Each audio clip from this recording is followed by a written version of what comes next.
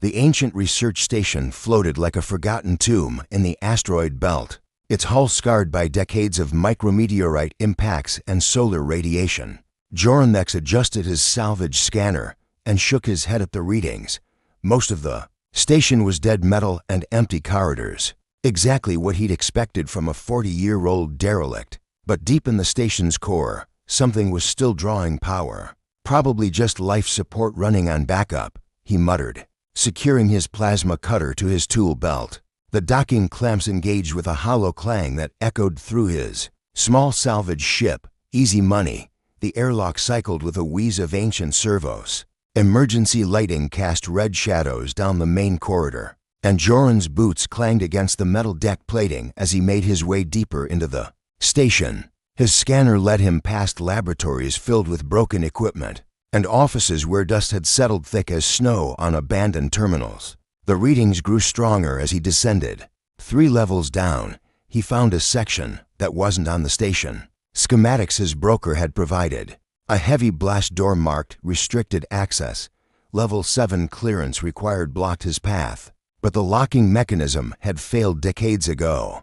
Joran pried it open with his multi-tool dot beyond lay a corridor lined with windows that looked into empty laboratory chambers. But at the far end, one room still glowed with soft blue light.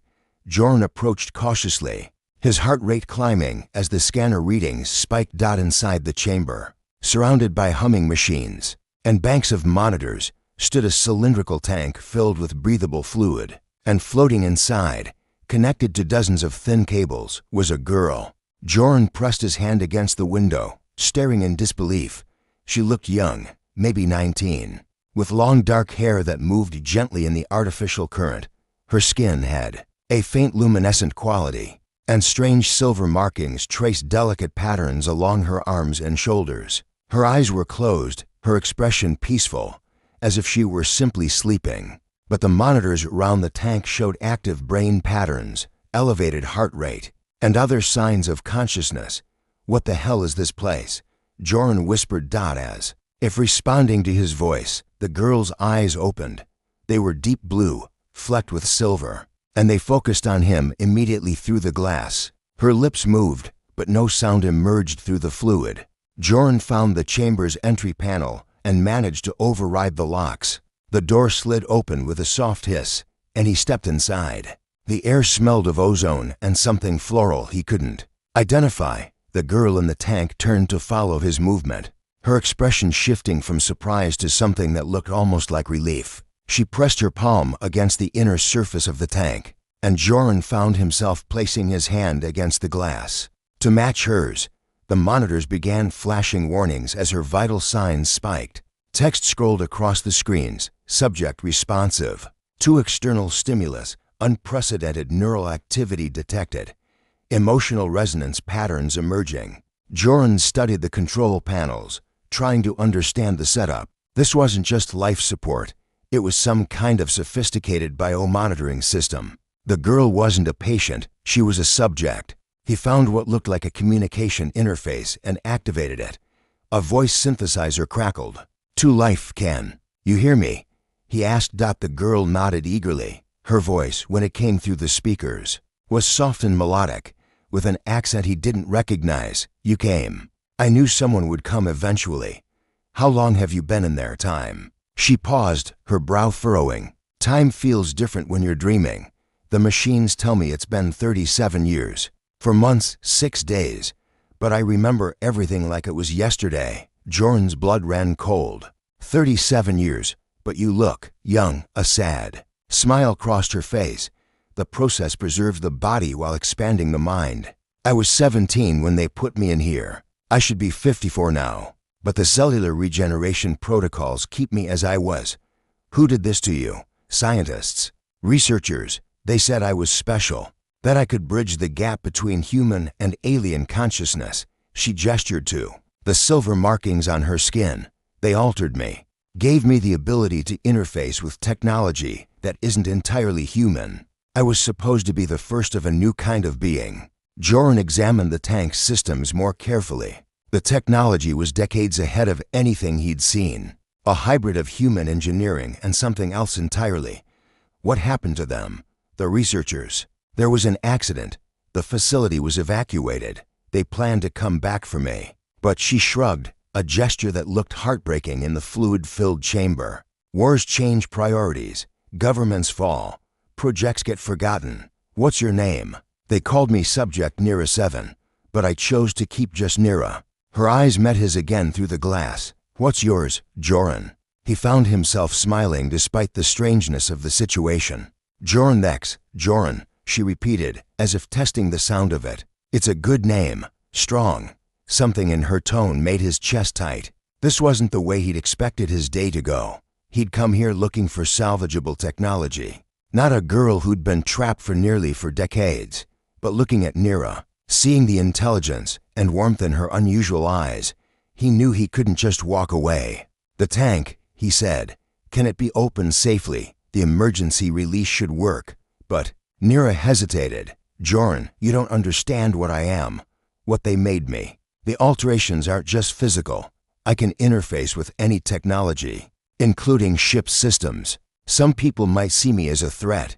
Are you a threat? She considered this seriously. I don't want to hurt anyone, but I'm not entirely human anymore. The researchers gave me capabilities that even I don't fully understand. Joran stepped closer to the tank. Do you want to get out of there, more than anything? Her voice was barely a whisper. I've been dreaming of walking under real stars, breathing real air, touching another person. She trailed off, looking embarrassed. Then let's get you out. He located the emergency release sequence and began entering the commands. Alarms immediately started sounding throughout the chamber. As the tank began draining its fluid, warning, unauthorized release of biosubject, security protocols activating, announced an automated voice. Security protocols, Joran asked. Nira's eyes widened with concern. The station's defense systems. They're programmed to prevent my escape through the chamber windows. Joran could see lights activating in the corridor outside. Mechanical sounds echoed from deeper in the station as dormant systems came online. How long until the tank finishes draining? He asked. 3 minutes, Nira said. Maybe less. Joran checked his equipment. He had his plasma cutter, a few emergency charges, and his wits. Against an automated defense system, it might not be enough. But looking at Nira, seeing the hope and trust in her eyes as the fluid level dropped around her, he knew he'd find a way. Some things were worth fighting for, even when you'd only just discovered them.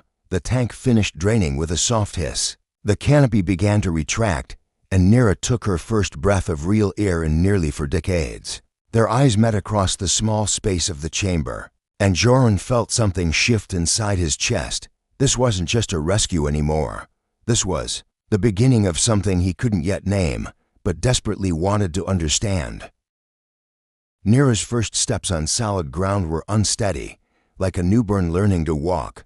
Joran caught her arm as she swayed, and the contact sent an electric tingle through both of them. Her skin was warm, more human than he'd expected, though the silver markings pulsed faintly with their own inner light. The gravity feels strange, she whispered, looking down at her feet with wonder. I dreamed about walking, but this is different. We need to move, Joran said, though he found himself reluctant to let go of her arm. Those security protocols, a metallic screech echoed through the corridor outside, followed by the whir of mechanical servos. Through the chamber window, they could see a security drone unfolding from a wall panel, its red scanner sweeping the hallway. They're hunter-killers, Nira said, her voice tight with fear, designed to eliminate containment breaches. They won't distinguish between you and me. Joran helped her into an emergency suit from a storage locker, trying not to notice how her luminescent skin seemed to glow more brightly when she was afraid. Can you walk faster? I think so. She took a few tentative steps, gaining confidence. Joran, there's something else you need to know. The reason they kept me here, I am not just a bridge between human and alien technology. I'm a key. To what? There's a beacon, somewhere in deep space, ancient, alien, sending a signal that only I can interpret. The researchers believed it was an invitation, maybe even instructions for making contact with an intelligence beyond our understanding. They reached the chamber door. In the corridor, 2 drones had emerged, the their scanners painting red lines across the walls as they searched. Joran activated his plasma cutter, but Nira placed a gentle hand on his wrist. "Let me try something," she said. She closed her eyes, and the silver markings on her skin brightened. The drones suddenly stopped moving, their red lights flickering to amber, then green. After a moment, they retracted back into their wall panels. "How did you?" "I can interface with any technology that has even a trace of the alien components they used to create me. The security system here was built around containing me, so it has to be compatible with my abilities." She looked at her hands with a mixture of awe and uncertainty. "I'm still learning what I can do." They made their way back toward the docking bay, but Nira moved more slowly than Joran would have liked. Every few steps, she would stop to stare at something ordinary, a wall panel, an emergency light. The way shadows fell across the deck plates. "I'm sorry," she said, noticing his impatience. "Everything is so vivid. In the tank, I could only see through the sensors, experience things secondhand. This is the first time I've really seen the world with my own eyes. Don't apologize." He found himself studying her face as she looked around in wonder. "I just want to get you somewhere. Safe is safe." She repeated the word like it was foreign. "I'm not sure I know what that means anymore." They reached the docking bay, but Joran's heart sank as they approached his salvage ship. Another vessel was already docked beside it, sleek, military grade, with the insignia of a private security firm. "Someone followed you here," Nira said quietly. "Or they were waiting." Joran activated his comm unit. "Thane, you out there?" His brother's voice crackled back immediately. "Joran, about time. I've been monitoring the security frequencies. Someone's got a tracking lock on your ship. Can you extract us?" "Already moving. Give me 2 minutes to shake these corporate bloodhounds." Joran looked at Nira, who was staring at the security ship with an expression he couldn't read. "What is it?" "I recognize that ship. It belongs to Nexus Industries, the corporation that funded the original research. They never gave up looking for me." A new voice came over Joran's calm, cold and professional. "Joranex, by order of Nexus Industries, you are to surrender the bioasset immediately. You have 60 seconds to comply." Nira's eyes flashed with anger, and for a moment, the silver markings on her skin blazed like molten metal. "Bioasset," she said with disgust. "Even now, that's all I am to them. Not to me," Joran said without thinking. She turned to look at him, and something soft and vulnerable flickered across her face. "What am I to you?" Before he could answer, explosions rocked the docking bay. Thane's ship, a modified courier vessel bristling with defensive systems, burst through the bay's atmospheric shield in a shower of sparks and debris. "Time to go." Thane's voice boomed over the comm. Joran grabbed Nira's hand and ran for his ship. Behind them, the security vessel was launching its own drones, smaller and faster than the station's defenders. Plasma bolts sizzled through the air around them. As they reached his ship, Nira suddenly stopped. "Joran, when I interface with technology, I can feel what it's thinking, in a way. Your ship, it's lonely."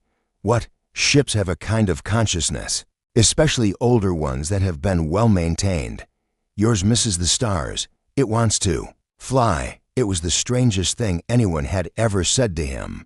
But looking at Nira's serious expression, he found himself believing her. "Then let's give it what it wants." They launched just as the Nexus security team breached the docking bay. Thane's ship provided covering fire while Joran pushed his engines to their limits.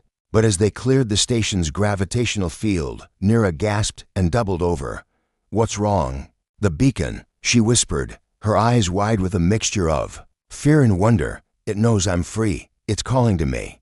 "Calling how?" "I can hear it in my mind. Not words, exactly, but feelings, longing, an invitation. It's been waiting so long for someone who could understand its message." Joran set the autopilot and knelt beside her.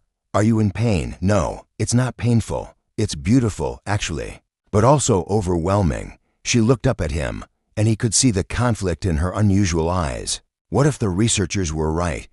What if my purpose is to make contact with this intelligence?" "Your purpose," Joran said firmly, "is whatever you choose it to be." Nira reached up and touched his face with trembling fingers. "I've never been touched with kindness before, in the lab. I was only ever a subject to be studied. But you look at me like I'm human, he finished. Am I? Though, I don't even know what I am anymore. Thane's voice interrupted over the comm. Joran, we've got problems. Long-range sensors are picking up more ships, and they're all converging on our position. Word's gotten out that the bioasset has been recovered. Joran looked at Nira, who was still touching his face with wonder. We need somewhere to lie low, figure out our next move. I know someone, Thane said. Vera Koss runs an underground research facility on Titan's moon. She specializes in cases the mainstream scientific community won't touch. If anyone can help your friend understand what she is, it's Vera. Can we trust her? She helped me once when the military was breathing down my neck. She doesn't ask questions, and she doesn't report to anyone. Nira's hand dropped from Joran's face, but her eyes remained locked on his. I'm scared, she admitted quietly. Of what? Of what I might learn about myself, of what I might have to become. She paused, then added even more quietly, of losing this feeling. What feeling? The way my heart speeds up when you look at me, the way everything seems brighter when you smile. I don't think these emotions were part of my original programming. Joran felt his own heart skip a beat. Maybe that's the most human thing about you. As they jumped to hyperspace, leaving the pursuing ships behind, Nira curled up in the co-pilot's seat and watched the stars blur past. Joran, yeah, thank you for seeing me as more than an experiment.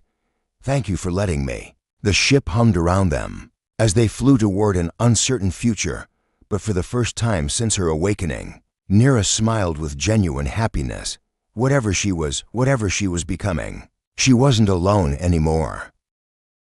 Vera Koss lived in a converted asteroid mining station that had been drifting in the outer system. For the better part of a decade, her laboratory was a maze of jury-rigged equipment, half-finished experiments, and actual physical books scattered across every available surface. So you're the one causing all the excitement, Vera said, studying Nira with curious but kind eyes. She was a woman in her 50s, her gray hair pulled back in a practical ponytail, her clothes stained with various chemical compounds. I've heard whispers about Project Confluence for years, but I never thought it had actually succeeded. Confluence? Nira asked.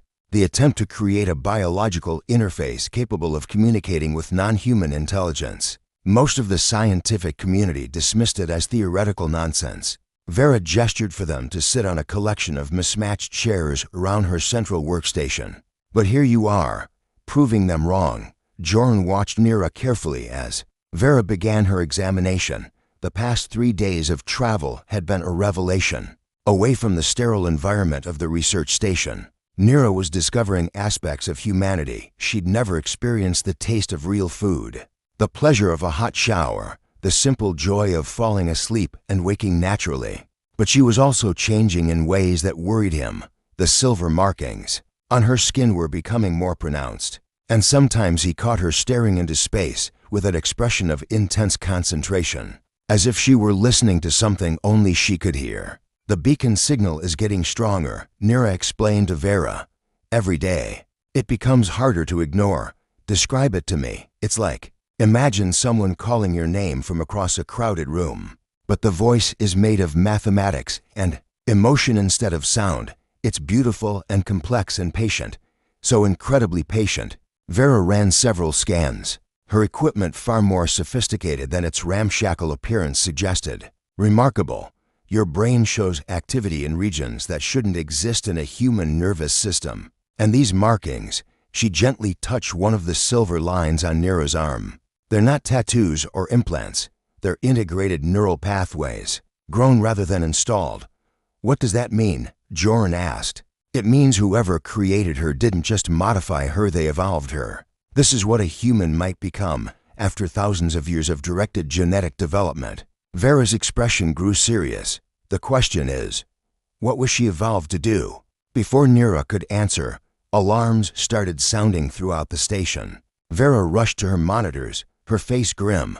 We've got company, 3 ships, closing fast. Thane's voice crackled over the comm system. Vera, we need to move. These aren't just corporate security. I am reading military-grade weapons and shielding. How did they find us? Joran demanded. Nira looked pale. It's me, the beacon when it calls to me. I respond whether I mean to or not. The signal can be tracked. A new voice cut through the calm, smooth and confident. Nira, my dear child, there's no need for this theatrical chase. Come home, and we can discuss your future like civilized people. Nira went rigid with recognition. Mira, who's Mira? Joran asked, the lead researcher. The one who designed me. Nira's voice was barely a whisper. She's supposed to be dead. Obviously, reports of my demise were greatly exaggerated. Mira's voice continued. I've been waiting a long time for you to be ready, Nira. The beacon has been calling for decades, and now it's time for you to answer. Vera was already packing essential equipment. There's an escape pod in the lower section. It's not much, but it's fast and hard to track. What about you? Nira asked. I'll keep them busy. Give you time to get away. Vera handed her a data chip. This contains everything I was able to learn about your physiology. It might help you understand what you're becoming. As they made their way to the escape pod, Nira suddenly stopped.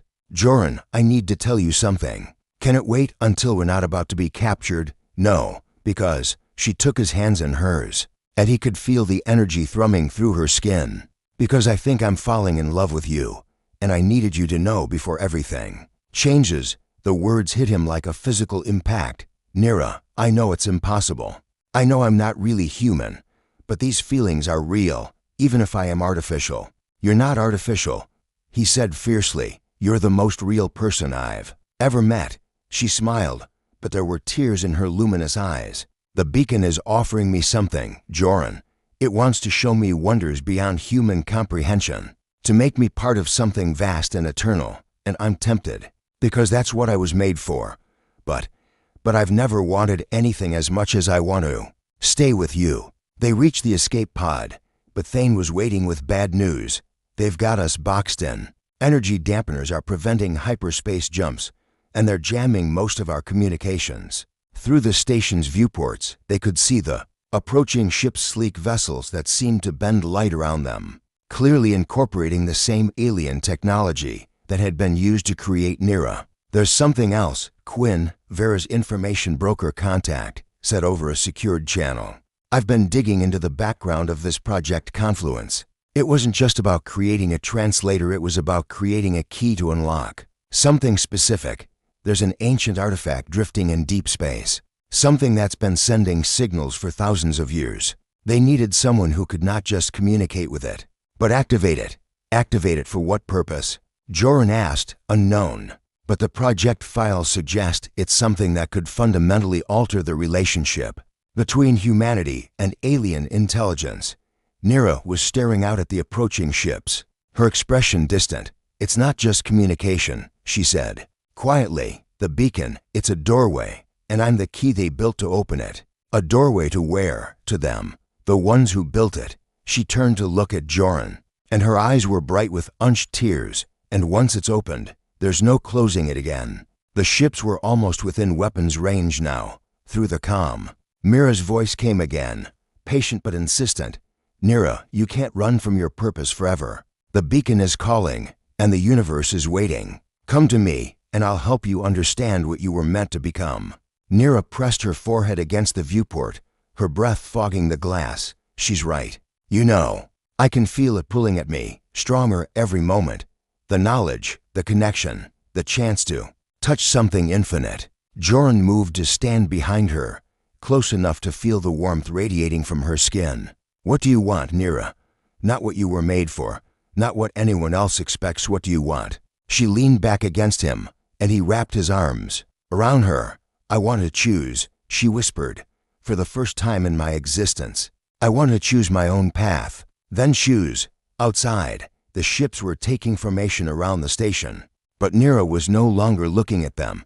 She was looking at Joran's reflection in the glass, and in her eyes was a determination he'd never seen before. I choose love, she said, whatever the cost. The Nexus Industries flagship was as coldly elegant as Joran had expected, all clean lines and sophisticated technology that hummed with barely contained power. But there was something else about it that made his skin crawl, an otherness that suggested human engineering guided by non-human intelligence. They had surrendered rather than watch Vera's station be destroyed. Mira had been gracious in victory, promising safe passage for Joran and Thane as soon as Nira fulfilled her purpose. But Joran didn't trust her promises, and he especially didn't trust the way Nira had grown increasingly distant since coming aboard. The proximity to the ship's alien components is affecting me, Nira explained as they were escorted through corridors that seemed to pulse with their own inner light. It's like being surrounded by whispers in a language I almost understand. Mira was waiting for them in what might once have been a conference room, but now resembled something between a laboratory and a shrine. The walls were covered in displays showing incomprehensible alien symbols, and at the center of the room stood a pillar of what looked like living crystal. Nira, Mira said warmly, rising to embrace her creation. You look wonderful. More human than I dared hope. Mira herself was not what Joran had expected. She appeared to be in her 40s, with sharp, intelligent features and prematurely silver hair. But her eyes held depths that suggested she had seen things that would drive most people mad. You're supposed to be dead, Nira said, not returning the embrace. Unnecessary deception. After the accident at the research station, it became clear that there were those who would stop at nothing to prevent the project's completion. I had to disappear to continue the work in secret. Mira gestured to the crystal pillar. And now, finally, we're ready. Ready for what? To open the door, of course. The beacon you've been hearing, it's not just a signal, Nira. It's a test and an invitation. For millennia, an advanced intelligence has been waiting for a species to evolve enough to answer their call. You are humanity's answer. Joran stepped forward. And what happens to humanity once this door is opened? Mira's smile was patient, but condescending. That's not really our decision to make, is it? We're talking about beings so advanced that their technology is indistinguishable from magic. The question isn't what happens to humanity, it's whether we're worthy of their attention. And if we're not, then we continue as we are, isolated and ignorant. Mira turned back to Nira. But if we are worthy, if we can prove that we've transcended our animal origins enough to join the galactic community, imagine the possibilities. Nira was staring at the crystal pillar, her silver markings growing brighter. I can feel it calling, not just the beacon, now something much closer, much more immediate. The crystal is a fragment of the original beacon, recovered from the artifact site years ago. It's been waiting for you, Nira, for someone who could complete the circuit. What circuit? Joran demanded. The connection between human consciousness and alien intelligence. Nira isn't just a translator, she's a bridge. When she touches the crystal, her mind will expand to encompass both human and alien thought patterns. She'll become the first truly post-human being, and then she'll be able to communicate with the beacon's creators as an equal. She'll be able to negotiate humanity's place in their cosmic order. Nira took a step toward the crystal, then stopped. What about my choice? What about my right to decide my own fate? My dear child, Mira said gently, you were created for this purpose. It's not just your destiny, it's your nature. Fighting it would be like a bird refusing to fly. But what if I want to stay grounded? For the first time, Mira's patient expression flickered. That would be unfortunate. The beacon has been calling for so long, and there may not be another opportunity like this for centuries. The sacrifice of one individual, even one as precious as you, might be justified for the good of all humanity. Joran saw red. Sacrifice, the transformation is irreversible, Mira admitted. Nira would become something magnificent, but she would no longer be human in any recognizable sense. Her consciousness would expand beyond the capacity of her biological form. You mean she'd die? I mean she'd transcend death. She'd become pure consciousness, unlimited by physical constraints. Nira was standing very still, staring at the crystal. And if I refuse, then I'm afraid Mr. X and his brother won't be leaving this ship alive, and I'll simply wait for the next subject to mature. I have time. The threat hung in the air like a poison cloud. Joran started forward, but Nira held up a hand to stop him. No, she said quietly. This is my choice to make. She approached the crystal pillar, her skin now glowing so brightly that she cast her own shadows. I can hear them, she whispered. The builders of the beacon. They're not malevolent, but they're not benevolent either. They're simply vast. They see species the way we might see individual cells. What are they offering you? Joran asked. Everything, knowledge beyond measure, the ability to touch every star, to understand the deepest mysteries of existence, to become part of something infinite and eternal. And what would you be giving up? Nira turned to look at him, and tears were streaming down her luminous face. The taste of real food, the warmth of sunlight, the feeling of your hand in mine. Everything small and finite and perfectly human. Which do you want more? That's the terrible thing, she said, laughing through her tears. I want both. The human part of me wants to stay with you, to build a life together, to experience all the small joys I've only just discovered. But the other part of me, the part they created, is drawn to the infinite like a moth to flame. Mira was watching this exchange with growing impatience. Nira, the beacon won't wait forever. Every moment you delay, the signal grows weaker. Then let it grow weak, Joran said fiercely. Let it fade entirely. Nira doesn't owe humanity anything, and she certainly doesn't owe it her life. You're being selfish, Mira snapped. This is bigger than your romantic attachment, is it? Nira asked quietly. Is the potential for cosmic knowledge really more important than the right of one person to choose her own path? She reached out toward the crystal, her fingers stopping just short of its surface. The alien symbols on the walls began to pulse in rhythm with her heartbeat. I can feel them waiting, she said, patient but expectant. They've been alone in the universe for so long that they've forgotten what it means to choose connection over cosmic importance. What do you mean? Mira asked. They're offering me transcendence, but what they really want is companionship. They're as lonely as I was in that tank. Nira's hand moved closer to the crystal. But loneliness isn't cured by absorption, it's cured by relationship. The crystal began to resonate, filling the room with harmonious tones that seemed to bypass the ears and speak directly to the soul. But instead of touching it, Nira pulled her hand back. I choose connection over transcendence. She said clearly, I choose love over power, and I choose to stay human. The crystal's glow dimmed, and the alien symbols on the walls flickered and went dark. Mira stared in horror as the beacon's signal, so strong just moments before, faded to a whisper. What have you done? She breathed. I've made my choice, Nira said simply, and I've shown them that consciousness doesn't have to mean isolation. But even as she spoke, new alarms began sounding throughout the ship. The beacon might have accepted her refusal, but Mira clearly had not. The ship's security forces moved with military precision, surrounding them in the crystal chamber as Mira's face contorted with rage and desperation. 30 years, she hissed. 30 years of work, of sacrifice, of preparation, and you throw it away for what? For him, for myself, Nira said calmly, though Joran could see her hands trembling. For the right to choose my own purpose. You don't understand what you've done. The beacon understood perfectly. Nira's silver markings were still glowing, but softer now, like moonlight instead of fire. I felt their response. They weren't angry, Mira.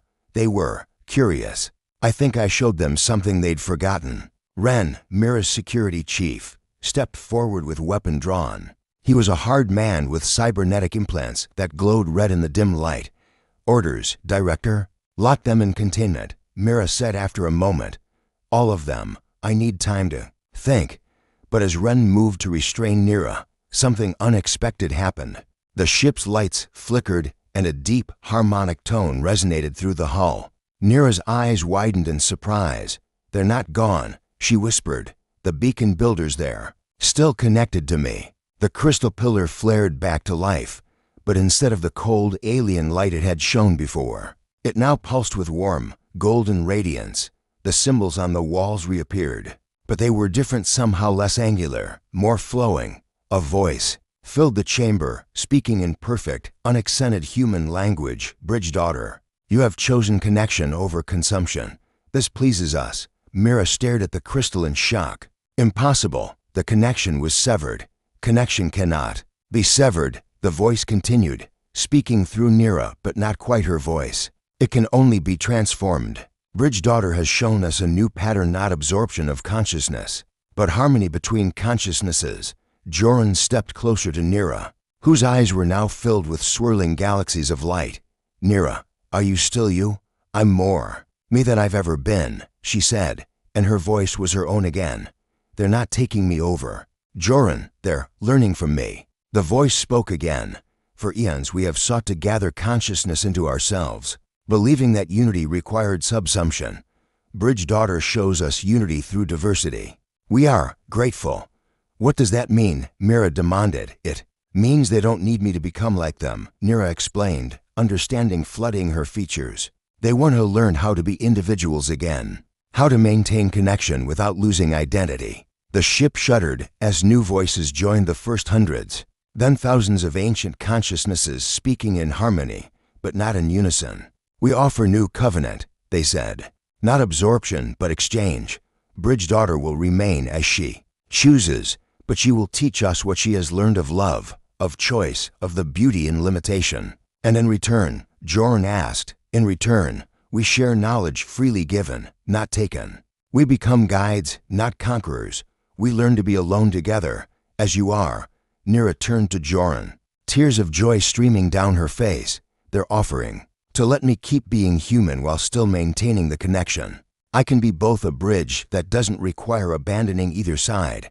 But Mira wasn't finished. "This isn't how it was supposed to work," she snarled, pulling out a weapon of her own. "You were designed to transcend humanity, not to domesticate them. They weren't domesticated." Nira said sadly, "They were just lonely, like I was." "I won't let you corrupt 30 years of work." Mira never finished the sentence. Ren, who had been standing silently through the entire exchange, suddenly turned his weapon on his director. "I'm sorry, Director," he said quietly, "but I've been listening to the beacon's song for weeks now, ever since we came aboard the ship. They're not monsters, they're just people who forgot how to be people." The crystal pulsed once more, and suddenly the ship was filled with new voices: Vera, Thane, Quinn, and dozens of others who had been caught in the beacon's expanding influence. "The connection isn't just through Nira anymore," Vera's voice explained. "It's creating a network, but one where every node maintains its independence. It's beautiful." Over the following hours, as the ship drifted peacefully in space, Joran watched Nira negotiate the new relationship between humanity and the beacon builders. She was radiant with purpose, but still utterly herself, still the woman who marveled at the taste of chocolate, who laughed at his terrible jokes, who fell asleep holding his hand. "What happens now?" he asked as they stood together in the ship's observation deck, watching the stars. "Now we explore," she said, leaning against him. "The beacon builders have shown me the locations of other consciousnesses throughout the galaxy, some human settlements that have been lost for centuries, some alien species that have been waiting for contact. We can be explorers, diplomats, bridge builders. If you want to." She looked up at him with uncertainty. "I know this isn't the quiet life you might have wanted." Joran laughed. "Quiet was never really an option once I met you." He traced one of the silver markings on her arm, still glowing softly. "Besides, someone needs to make sure you remember to eat real food and get actual sleep. And someone needs to show me all the small wonders I've missed. The way morning light looks on water, the feeling of sand between your toes, the sound of rain. I can do that," he said softly. She smiled and kissed him, a kiss that tasted of stardust and possibility. "I love you, Joranex, not because I was programmed to, not because it serves some cosmic purpose, but because I choose to. I love you too, Nira. Just Nira. Not a bridge, not a key, not an experiment.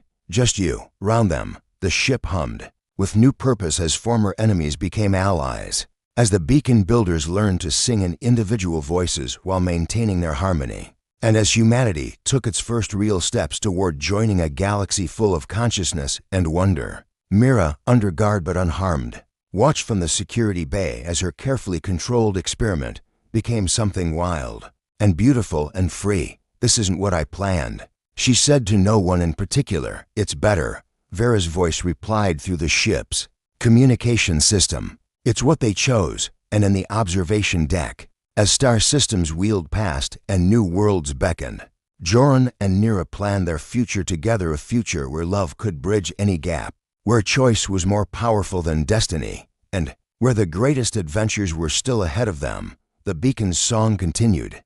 But now it was a love song, sung by countless voices in perfect, chosen harmony.